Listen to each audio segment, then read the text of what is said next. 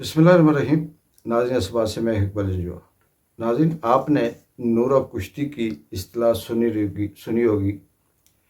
नूरा कुश्ती उसे कहते हैं कि जब दो पहलवान अपनी सारी ज़िंदगी कुश्तियाँ लड़ने के बाद वो बूढ़े हो जाते हैं, वो किसी मुकाबले के लिए नहीं रहते, लेकिन उस सूरत में एक तो उन्हें आदत होती है, नशा होता है लड़ने का, और दूसरा फिर ये है कि वो बेरोज़गार हो जाते हैं।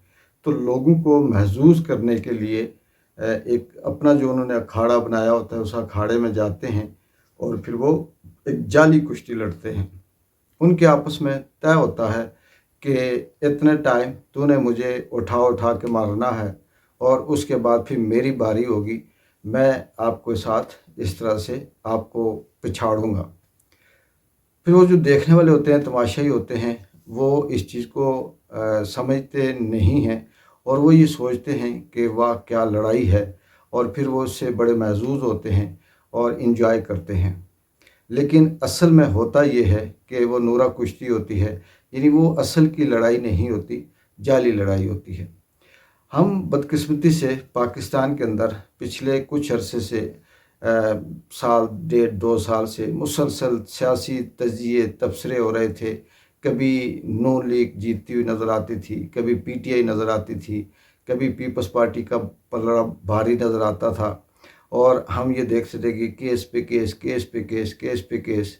आज अदालत ने किसी एक जमात को रिलीफ दे दिया, आज दूसरी जमात को रिलीफ दे दिया, और ये सिलसिला चलते चलते चलते चलते अब यहाँ तक पहुँच गया कि सियासी जमात पाकिस्तान के अंदर ऐसे लगता है नाज़रीन, जैसे ना कोई इदारा है, ना पार्लियामेंट है, ना सियासतदान है, ना पुलिस है, ना कानून है, ना आइन है।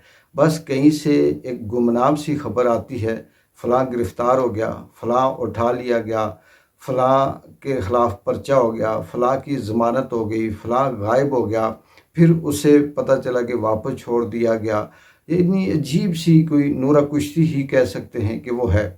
अब यहाँ पर अगर हम ये कहें कि पाकिस्तान के अंदर वो तमाम इदारे जो अपनी अपनी जगहों पे काम करना चाहिए, जिन्हें अदलिया को आज़ाद होकर अपना काम करना चाहिए, पुलिस को मुजरिमों को गिरफ़्तार करने के लिए अपना काम करना चाहिए, नैब को अपना काम करना चाहिए, एहतसाब वालों को अपना काम करना चाहिए, इसी तरह से दीगर जो इदारे हैं, सियासतदान हैं, पार्लियामेंट हैं, इन्हें अपना अपना काम करना चाहिए। लेकिन हैरत की बात है कि कोई एक भी नहीं, स्क्रिप्ट कहीं से आता है। इवन कि जो मीडिया है पाकिस्तान के अंदर, ये सारे का सारा मीडिया जो ख़बरें देता है, ये ख़बरें भी ना किसी रिपोर्टर की खबर होती है, ना किसी एंकर की खबर होती है, ना कोई तहकीकाती बात होती है। एंकर को भी एक मैसेज आता है कि आपने इस टॉपिक पे बात करनी है।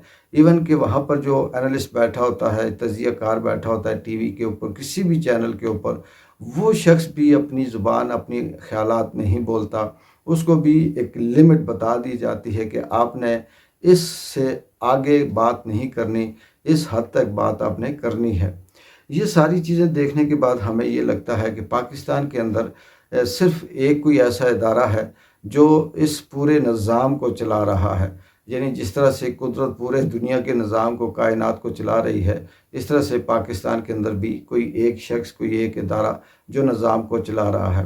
कभी खबर आती है कि जेल खाना जात गिरफ़्तार हो गया, 2 मज़ीद एहलकारों को तफ्तीश के लिए बुला लिया गया। कभी ये इत्तला आती है कि जेल के अंदर इमरान खान को फ़ोन की सहूलत मुयस्सर है, और फिर अब ये तहकीक करनी है कि ये फ़ोन देने वाले कौन हैं। कभी फिर ये इत्तला आती है कि नहीं, वो जो जेल खाना जात है वो अपने घर में चाय का कप उठाकर ये बयान देता है कि मैं अपने घर में बैठा हूँ और मुझे ये इत्तला आई कि जी टीवी पे मैंने देखा कि मैं गिरफ़्तार हो गया, जबकि मैं तो यहाँ पे सेफ़ हूँ, महफूज हूँ। इसी तरह से सियासी कारकुनों की बात भी देखें तो वो भी हमें समझ आती है। फिर ये भी खबर आके मिलती है कि इमरान खान के ऊपर जेल में मज़ीद सख्तियाँ कर दी गई हैं। पहले फिर भी जो वकला जाते थे वो कोई बात करते थे, अब होटल की तरह लिखा हुआ है कि यहाँ पर सियासी गुफ्तगू से परहेज़ की जाए, या सियासी गुफ्तगू नहीं की जा सकती। और सूरत हाल यहाँ तक है कि वो जो इल्ज़ाम लगते हैं اس کی بھی کوئی ایتھنسٹی نہیں ہے۔ وہی میڈیا ہے جو گرفتاری کی خبر لگا دیتا ہے، وہی میڈیا ہے جو پھر چائے کا کپ ہاتھ میں لے کر جیل خانہ جات کی خبر دیتا ہے، وہی میڈیا ہے جو یہ کہتا ہے کہ جی عمران خان کے اوپر فون رکھنے کی الزام لگے، لیکن اس کے اوپر کوئی پروف، کوئی سہولت نہیں ہے۔ ان ساری چیزوں کو سامنے رکھ کر تو ایک ہی بات جو کیلکولیٹ کی جا سکتی ہے، جو ایک ہی بات سمجھ آتی ہے، وہ ناظرین یہ ہے کہ سچی بات یہ ہے کہ پاکستان کے اندر نورہ کشتی کے ساتھ ساتھ پاکستان تحریک انصاف کو یا اس کو عمران خان کو MQM بنانے کے اس اسکرپٹ پہ عمل کیا جا رہا ہے۔ یعنی جس طرح سے MQM کو پاکستان سے ختم کیا گیا، پھر اس کی 2-3 جماعتیں بنائی گئی، پھر اس کے خاص وہ جو وفادار کارکن تھے ان کو توڑا گیا، پھر ان کو کسی دوسری جماعت میں شامل کیا گیا، اور اب وہ ڈگڈگی بجاتے ہوئے کبھی ادھر کبھی ادھر کبھی ادھر، ان کی کوئی اہمیت نہیں۔ PTI کی بھی یہی کچھ بنانے کی کوشش کی جا رہی ہے۔ جس طرح سے MQM کے رہنما الطاف حسین پہ الزام لگے، کبھی اسے دہشت گرد کہا گیا، کبھی را کا ایجنٹ، کبھی انڈیا کا ایجنٹ، کبھی فنڈنگ، کبھی کچھ، اور پھر کرتے کرتے آج وہ اس کے اوپر اسی طرح سے اس کے نام پہ پابندی، اس کی تقریر پہ پابندی، اس کی خبر پہ پابندی، ہر اس چیز پہ پابندی۔ لیکن MQM کیونکہ ایک صوبے کی حد تک تھی، چھوٹی سی سیاسی جماعت تھی، اس کی اتنی تگڑی کوئی وہ فین فالوئنگ بھی نہیں تھی، اور پاکستان بھر میں اس کی مقبولیت نہیں تھی۔ لیکن پاکستان تحریک انصاف جسے عمران خان لیڈ کر رہے ہیں، اور عمران خان وہ شخص ہے جس نے اپنی ساری زندگی 70-75 سال اس پاکستان کو دے دیے، جس نے پاکستان کے لیے ورلڈ کپ جیتا، پاکستان کے لیے کام کیے، عوام کے لیے کام کیے، غریبوں کے لیے کام کیے، بے شمار اس کی کاموں کی لسٹ ہے۔ ہیلتھ کارڈ سے لے کر لنگر خانے تک اگر ہم بات کریں، پھر جو لنگر خانے ہیں وہاں سے لے کر عام آدمی کی روزگاروں کی جو سلسلہ ہے اس کی بات کریں، پاکستان کا جو GDP گروتھ تھا اس تک آئیں، وہاں کی بات کریں، تو عمران خان کے مختصر سے دور میں عام آدمی اس امید پہ تھا کہ ہماری سوورنٹی بڑھے گی۔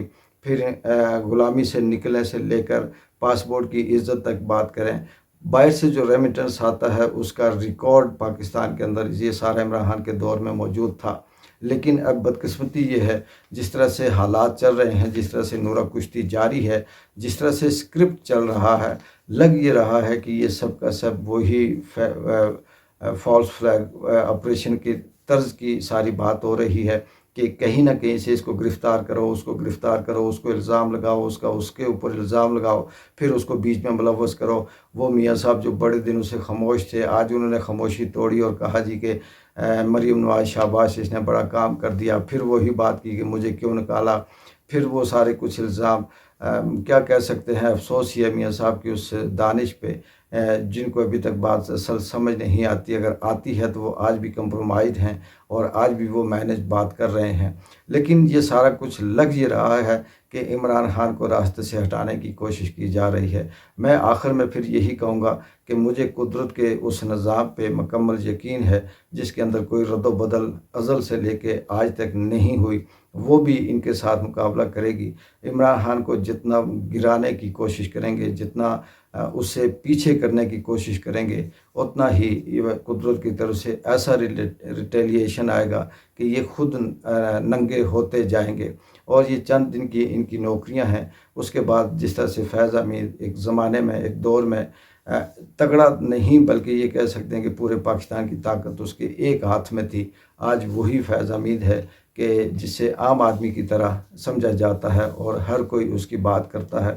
اور ایک دور وہ تھا کہ اس کی کال بھی لیک ہے کہ وہ ٹیلی فون کر کے میڈیا کو یہ کہتا ہے کہ آپ نے یہ کام کرنا ہے، یہ ایسے کرنا ہے، چینل یوں چلانا ہے، فلاں یوں کرنا ہے، لیکن آج اس کے سب کچھ سامنے ہے۔